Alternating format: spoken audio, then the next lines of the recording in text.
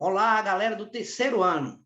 Hoje, na nossa aula, vamos corrigir as atividades impressas que vocês responderam elas em suas casas e que agora vamos corrigir, né, para conferir se vocês acertaram tudo, ou se ficou alguma dúvida, alguma questão aí que vocês tiveram dificuldade de responder. Então, para isso, vou compartilhar minha tela com vocês aqui para mostrar as questões e como responder cada uma delas. Beleza? Lembrando só aí que nosso tema foi bactérias, né, Reino Monera. E aqui lá vai a primeira questão. Questão A. O que significa dizer que as bactérias são unicelulares? Ó, o nome já dá uma ideia, né? O que são seres unicelulares? Essas bactérias são unicelulares porque são formadas por apenas uma célula. Ao contrário dos seres pluricelulares. Os seres pluricelulares são aqueles formados por várias células. Por exemplo, nós, seres humanos, somos considerados pluricelulares ou multicelulares. Temos várias células. As bactérias, que vocês podem ver aqui um exemplo dela aqui, ó, elas são formadas por apenas uma célula. São seres muito simples e, por serem formadas por apenas uma célula, elas são chamadas de unicelulares, certo? Porque tem apenas uma célula. Esse é o conceito de indivíduos unicelulares, formados por apenas uma célula. Então, tá aí a nossa resposta. Se você respondeu assim, parabéns, certo? Se não, por favor, corrija para que sua atividade não fique feita de forma equivocada, tá bom? Vamos para a próxima questão. Questão B. Em sua opinião, todas as bactérias são prejudiciais? Explique. Ou seja, nessa questão, ele está perguntando se você acha que todas as bactérias fazem mal. Até porque muitas pessoas, quando ouvem falar de bactérias, sempre associam a coisa ruim. Mas, na verdade, vamos ver aqui a nossa resposta, né? Não. As bactérias, algumas causam doença, mas nem todas. Então, por isso, não, isso não é verdade.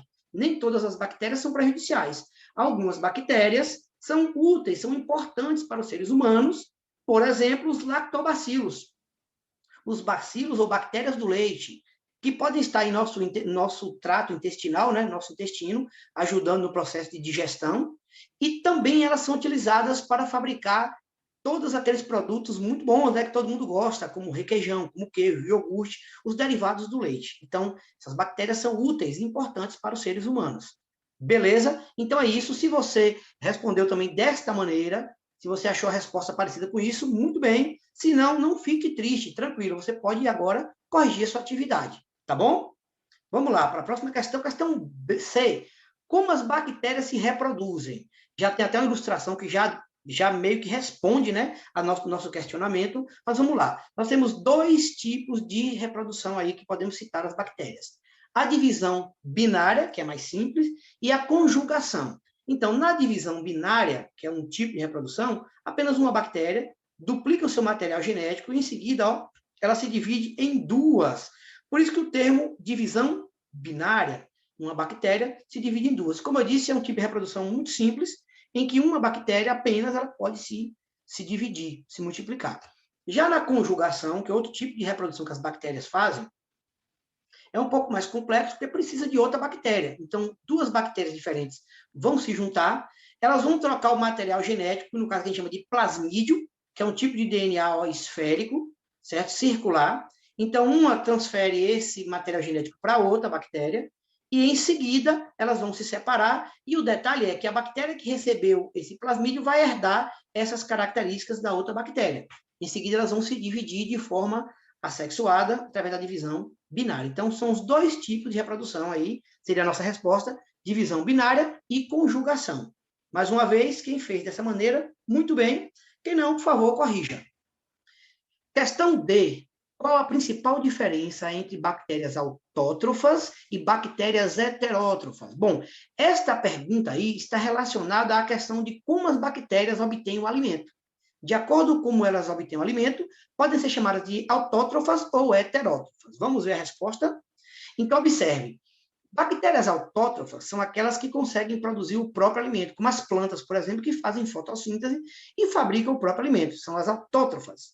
Já as heterótrofas são aquelas que, assim como nós, seres humanos, não conseguem produzir o próprio alimento. Então, nós, seres humanos, precisamos, por exemplo, nos alimentar de vegetais ou de outros produtos de origem animal, porque nós não conseguimos fabricar o nosso próprio alimento.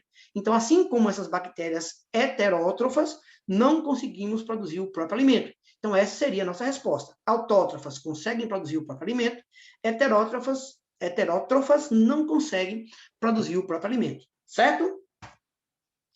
Próxima questão, diz assim, qual é o principal plasmídio na célula bacteriana? Vamos ver aqui, né? Então, em primeiro lugar, é importante dizer que os plasmídios, como eu já tinha dito para vocês, ó, é esse material genético aqui circular. Nas bactérias, cada grupo de plasmídio tem uma função. Alguns estão relacionados à reprodução, outros, como nós vamos ver na nossa resposta de hoje aqui, eles estão relacionados à resistência da bactéria. E aí está a nossa resposta. Ó. A pergunta seria, qual o principal plasmídio na célula bacteriana? Então, ele diz, os plasmídios são pequenas moléculas de DNA circular que são encontradas em bactérias, né? Então, essa é a definição do que é plasmídio. E aí vem a nossa resposta propriamente dita, né? O principal deles, um dos principais, né, que se destaca, é o plasmídio de resistência. E o que é que ele faz? Ele garante a resistência das bactérias a antibióticos e outras substâncias que podem causar danos à bactéria. Por isso que ele é um dos mais importantes, porque é esse tipo de plasmídio que garante a sobrevivência das bactérias. É ele que faz, por exemplo, que as bactérias consigam resistir a alguns tipos de antibiótico. Repare que não é que a bactéria fique resistente, ela já nasce com um plasmídio que torna ela resistente a esses antibióticos, certo? Então, esse aí seria o plasmídio de resistência, né? Um dos principais, ou o principal plasmídio da bactéria, aquele que garante que a célula sobreviva, né? Alguns ataques aí. Bom, então, pessoal, essas foram as nossas respostas aí para essa questão, tá bom? Espero que tenha todos tirado as suas dúvidas, mas se ficou alguma dúvida, fique à vontade para perguntar, ou no grupo do WhatsApp, ou no meu privado, pode mandar pergunta, questionamento, que eu terei o maior prazer em responder. Valeu, gente? É isso aí, por hoje é só. Um forte abraço e até as próximas atividades, hein? Fiquem ligados.